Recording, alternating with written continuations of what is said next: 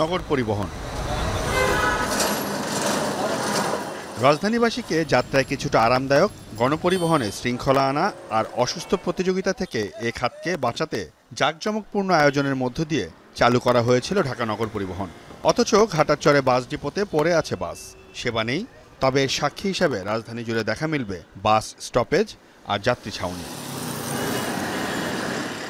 2021 সালের 26 ডিসেম্বর কেরানীগঞ্জের ঘাটারচর থেকে কাঁচপুর পর্যন্ত বিআরটিসির 30টি, ডাবল ডেকার ও ট্রান্সসিলভা পরিবহনের 20টি বাস সহ অর্ধশত বাস নিয়ে ঢাকা নগর পরিবহন নামে প্রথম বাস সেবা চালু হয়। তবে রাজনৈতিক পট পরিবর্তনের পর কোনো ঘোষণা ছাড়াই বন্ধ হয়ে যায় নগর পরিবহনের বাস।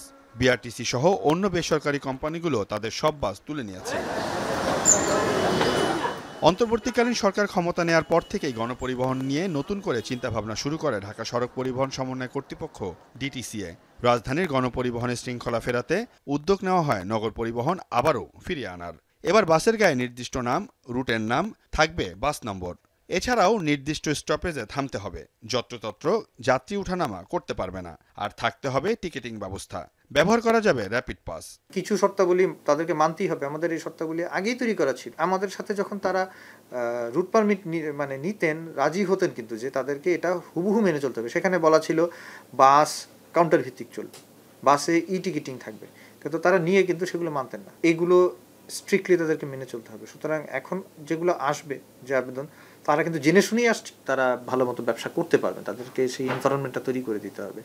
আমার মনে হয় আগে যে এনভায়রনমেন্ট, যে আসলে সিচুয়েশনটা ছিল, সেটা আসলে পজিটিভ ছিল। বিগত সময়ে সফলতা পায়নি বাস রুট রেশনালাইজেশন কর্মসূচির আওতায় পাইলটিং কার্যক্রমটি। 2 সিটি কর্পোরেশনের মেয়রের সাথে বিভিন্ন সভায় প্রকাশ্যেই বাস মালিক শ্রমিক নেতাদের সম্পর্কের অবনতির চিত্র স্পষ্ট। বাস মালিক শ্রমিক নেতাদের অসহযোগিতা ছিল চোখে পড়ার মতো। তবে এ দায় মানতে নারাজ বাস মালিকেরা। এখানে অনেক সমস্যা আছে যেগুলি বাস মালিক সমিতি বা বাস মালিকদের পক্ষেও সমাধান করা সম্ভব না। পরবর্তীতে কিভাবে আপনার এই বাসগুলি এই রুট কোম্পানি বেসড চলবে 42টা রুটে, সেটা আমরা নির্ধারণ করে আমরা একটা নতুন সিস্টেমে আমরা গাড়িগুলি চালাবো। এদিকে পূর্বের নগর পরিবহন প্রকল্পে ঢাকার 2 সিটি কর্পোরেশনের দায়িত্ব ছিল বেশি। দুর্নীতির ব্যাপক অভিযোগও ছিল তাদের বিরুদ্ধে।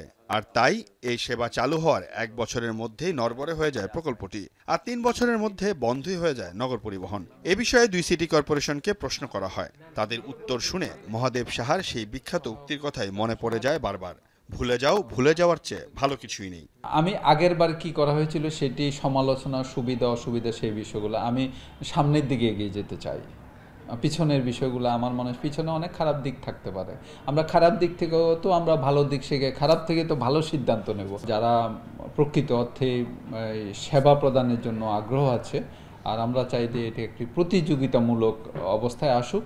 ডিটিসিএ এখানে মুখ্য ভূমিকা এবং সমন্বয়কের ভূমিকা পালন করছে।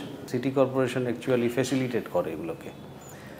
সেখানে অবকাঠামোগত উন্নয়ন, অবকাঠামোগত সংস্কার, কোনো ট্রাফিক সাইন সিগন্যাল, এগুলার যত ধরনের সহায়তা প্রয়োজন হবে সেটা আমরা আমাদের এন্ডে এক্সটেন্ড করব।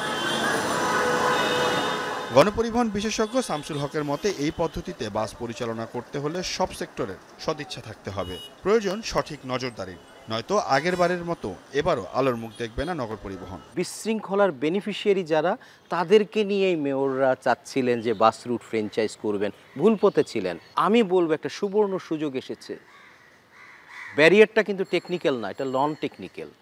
টেকনিক্যালি কিভাবে করতে হবে অলরেডি করে পাইলটিং করে সাকসেসফুল হয়ে আছে। সুতরাং this is the high time.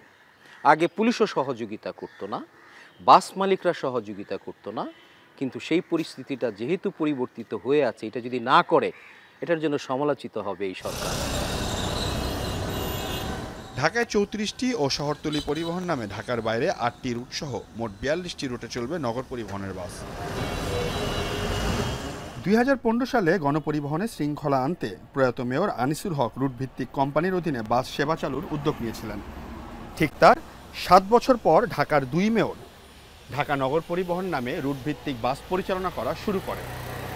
তবে দুর্নীতি, 2 মেয়রের খামখেয়ালি, বাস মালিকদের অসহযোগিতা আর সর্বশেষ জুলাই বিপ্লবের পরে 2 মেয়রের পলায়ন ইত্যাদি বিভিন্ন কারণে প্রায় কয়েক কোটি টাকা লসে ঘোষণা ছাড়াই বন্ধ হয়ে যায় ঢাকা নগর পরিবহন।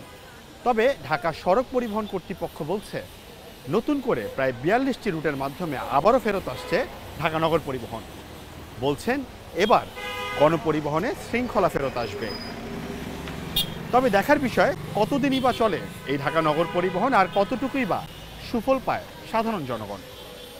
সিউল আহমেদ, এখন, ঘাটারচর বাস ডিপো, ঢাকা।